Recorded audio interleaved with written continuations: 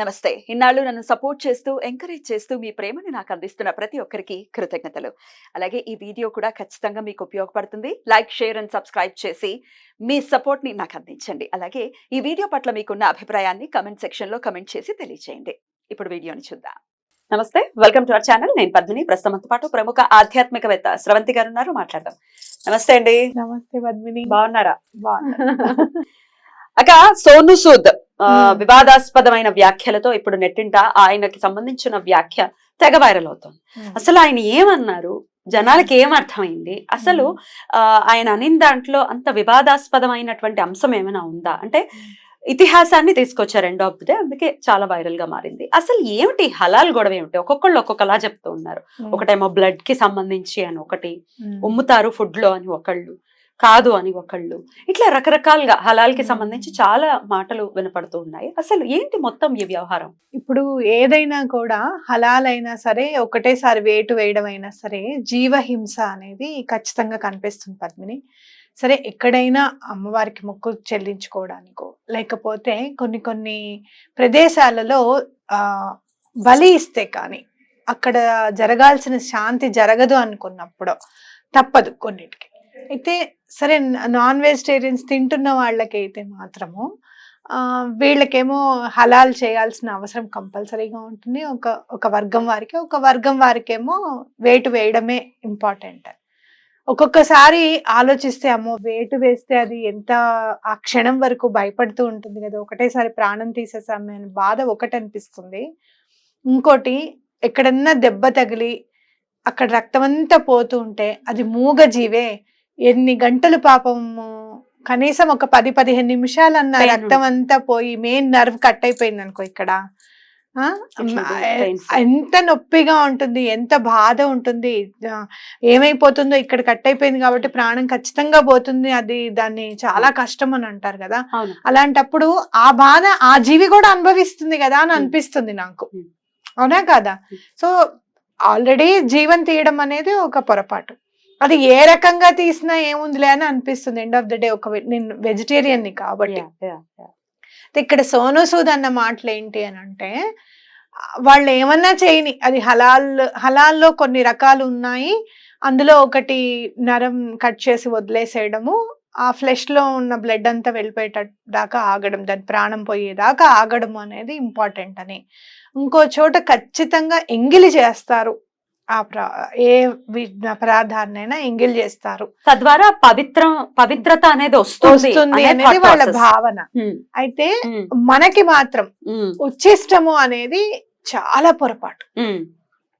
అంతే, సనాతన ధర్మంలో ఎటువంటి పరిస్థితుల్లోనూ ఎంగిలి అనేది ఎటువంటి పరిస్థితుల్లోనూ ఉండకూడదు. అయితే కొన్ని ప్రదేశాల్లో అయితే ప్రసాదం వండేటప్పుడు కూడా ముక్కుకు అడ్డం కట్టుకొని చేస్తారు. అంటే మనము వాసన చూడడం కానివ్వు, లేదు అంటే గనక బాగుంది కదా అని అనిపించుకోవడము, తుంపర్లు పడడం ఒకటి, మాట్లాడారు అందుకే ప్రసాదం చేసేటప్పుడు.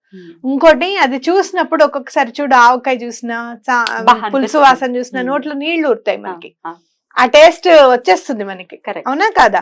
అలాంటివి కూడా జరగకూడదు భగవంతుడి విషయంలో అని అనుకున్నప్పుడు చాలా జాగ్రత్తగా చేసే అలవాటు మనకుంది.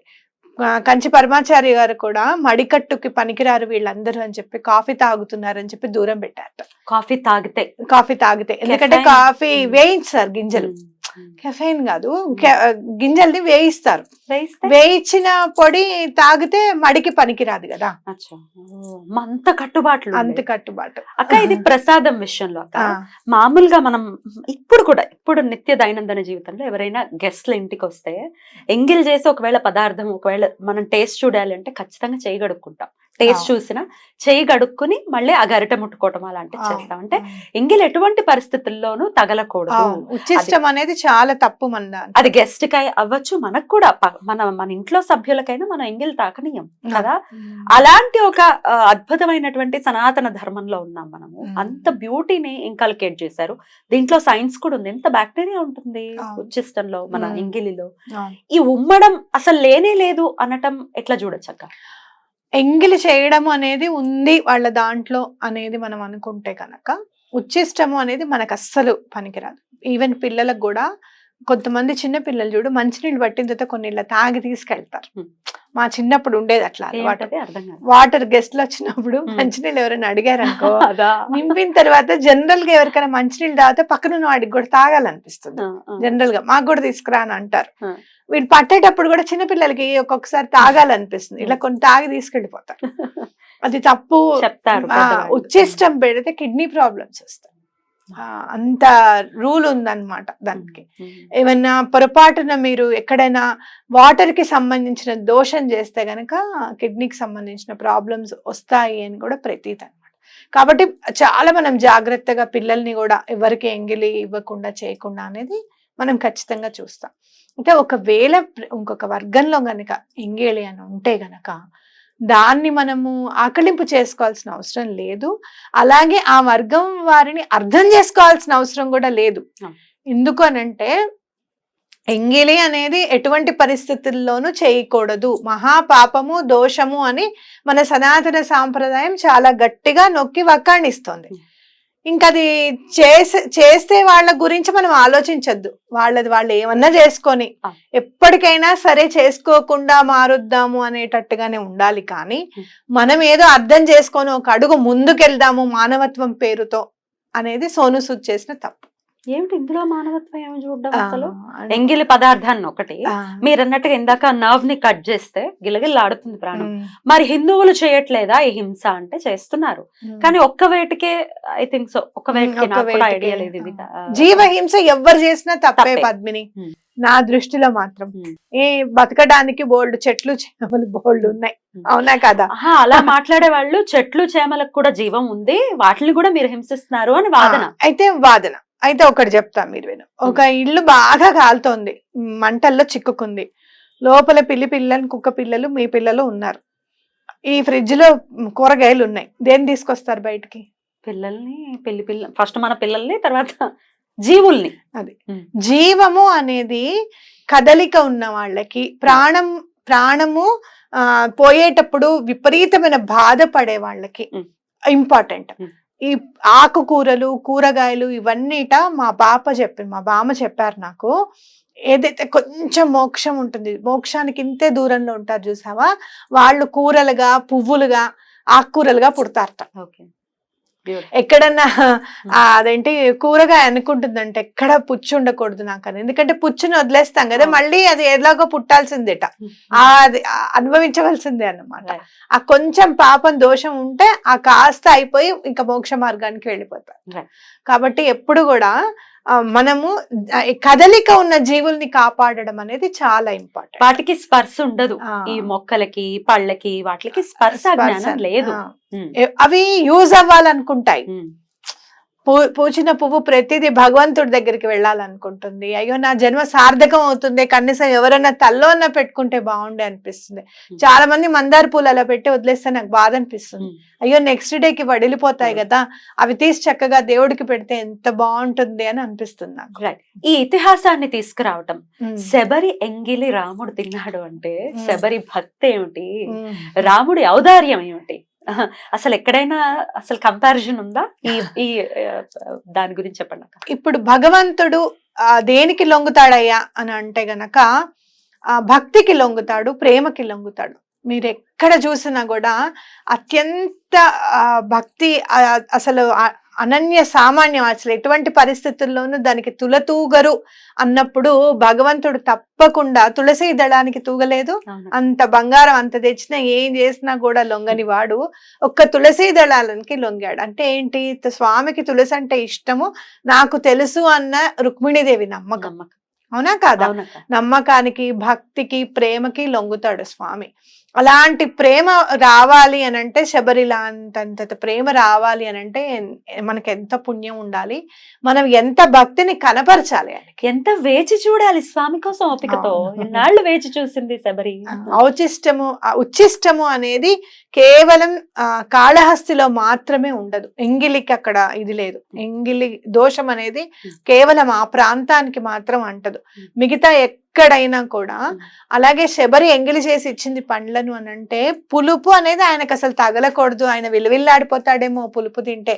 ఇప్పుడు మామిడి పండు బాగా కొత్తలో తెచ్చుకుంటాం పద్మిని, కొంచెం ముక్క తినంగానే అసహనానికి లోనవుతాం, బాపుల్లగా ఉంది అని. అదే చూడు మనుషులు పప్పులో వేసుకోవడానికేమో తీయగా ఉందని బాధపడతాం, పండుగా తెచ్చుకున్నప్పుడేమో పుల్లగా ఉందని బాధపడతాం. మారిపోతూ ఉంటాయి చూసావా.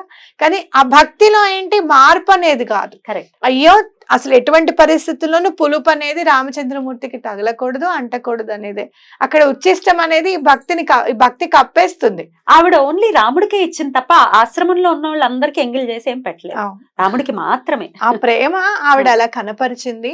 అలా కనపరిచింది కాబట్టి భగవంతుడు దగ్గర అంత ప్రేమ ఉన్నప్పుడు ఉచ్చిష్టము అనేది ఉండదు, అవునా కదా. అంతేకాని నువ్వు జీవిని చంపేసి తినేద్దాం అనుకున్నప్పుడు ఇక ఉచ్చిష్టం ఉంటే ఏంటి లేకపోతే ఏంటి అనేది నా భావన.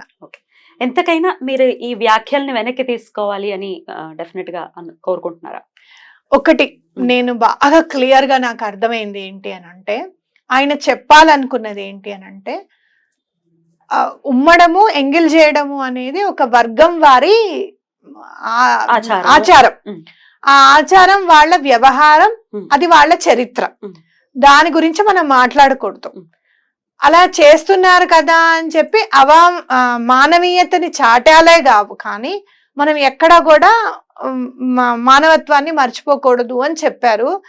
దాన్ని అలా వాళ్ళు ఉమ్మడాన్ని ఈ శబరి ఎంగిలి తిన్న రాముడి భక్తికి కంపేర్ చేయడం అవసరం లేదు. అదే హేయంగా అది హేయంగా ఉండి అది చాలా పొరపాటు. మానవత్వం అనేది ఒక్కొక్కసారి ఏమైపోతుందో తెలుసా పద్మిని, చాలా కనలైజేషన్ లో నేను చాలా మందిని చూసింది ఏంటి అంటే, ఫస్ట్ ఒక ముందుకు అడుగు వచ్చేసి చాలా హెల్ప్ చేసేస్తారు, సేవ చేస్తారు. సేవ చేసినప్పుడు ఏమి ఉండదు వీళ్ళకి. సేవ చేసేసిన తర్వాత హైప్ ఉంటుంది చూసావా, ఆ హైప్ ఏం చేస్తుంది అని అంటే పాలిటిక్స్ లోకి నేను ఎందుకు రాకూడదు అనే భావనని తీసుకొస్తుంది మనిషికి. తీసుకొచ్చిన తర్వాత ఇక్కడ మనం హిందువులము పాలిటిక్స్ లోకి వెళ్ళిపోయినప్పుడు మాత్రం ఓట్ బ్యాంక్ కావాలి మళ్ళీ మనకి, అంతే కదా, అవునా కదా. అయితే అది కావాలి అని అనుకున్నప్పుడు రెండు మతాల వ్యవహారాలని, ఏ వర్గం వ్యవహారాన్నైనా ఆ వర్గం వారికి మాత్రమే ఉంచి ఎవరిది వాళ్ళది చేసుకుంటూ రావాలి. గాని మనం చేయలేదా, వాళ్ళు చేసే తప్పేముంది, వాళ్ళు ఓ రకంగా చేస్తున్నారు మనం ఓ రకంగా చేస్తున్నాము అనడం అనేది కరెక్ట్ కాదు. ఆయన చెప్పాలనుకున్న మాటకి, ఆయన చెప్పిన సందర్భానికి ఈ రెండింటిని పొంతన చేయడం అనేది చాలా పొరపాటు. ఇక్కడ ఏమైందంటే ఉమ్మిన ప్రతి వాడిని శబరిని చేశాడు ఆయన, అంతే కదా. అది ఒప్పుకోం కదా మనం. నేనే శబరిని అనుకోను, నువ్వు శబరి అనుకో, ఆ శబరికి ఈక్వల్ గా ఎవరు లేరు, రారు, అవునా కాదా. కాబట్టి ఈ ఎగ్జాంపుల్ అనేది చాలా పొరపాటు. దానికి ఎటువంటి పరిస్థితుల్లోనూ ఆయన సారీ చెప్పాల్సిందే. డెఫినెట్లీ మార్పు. ఇప్పుడు ఆయన డెఫినెట్ గా ఒక అద్భుతమైనటువంటి వ్యక్తిత్వం ఉన్నటువంటి వ్యక్తి. కరోనా సమయంలో ఆయన దాన్ని నిరూపించుకున్నారు కూడా. ఎవరూ చేయనటువంటి ఎన్నో సేవా కార్యక్రమాలు చేశారు. దానికి ఎప్పటికీ మన గుండెల్లో ఆయనకి స్థానం ఉంది. కానీ తప్పు చేసినప్పుడు కూడా ఇది తప్పు బాబు అలా అనద్దు అనే పరిస్థితి కూడా ఉంటుంది. ఎవరైనా గానీ మీరు రావాలనుకుంటే తప్పకుండా మీలాంటి వాళ్ళు, సేవ చేసే వాళ్ళు ఒక పొలిటీషియన్ అవ్వాలి అని అంటే చాలా అదృష్టం ఉండాలి జనాలకు కూడా. నిజంగా చెప్పాలంటే అదొక్కటి చాలు. మీరు సేవ చేయాలనుకునే దృక్పథం ఒక్కటే మిమ్మల్ని నిలబెట్టేస్తుంది. అది ఈజీనే. కానీ దానివల్ల ఇలా సమన్వయపరుచుకుంటూ ఒకళ్ళని కించపరుస్తూ నా ఉద్దేశం అది కాదు, నువ్వు అర్థం చేసుకోలేదు, మానవత్వమే నా నినాదము అని అనుకున్నప్పుడు, మానవత్వమే నినాదము అన్నప్పుడు ఒక మతం చేస్తున్న దాన్ని ఇంకో మతంలో తప్పు చేయట్లేదా, మీరు చేయట్లేదా, వాళ్ళు చేయట్లేదా అనే సమన్వయపరచడం కూడా, అది కూడా మానవీయతకి రాదు. పొరపాటు అవుతుంది ఖచ్చితంగా. బోల్డ్ అంత స్పందన ఉంది. లెట్స్ సీ ఎట్లా రియాక్ట్ అవుతారో. ఎనీవేస్ చాలా బ్యాలెన్స్డ్ గా చెప్పారు. Thank you so very much అక్క. నమస్తే. నమస్తే.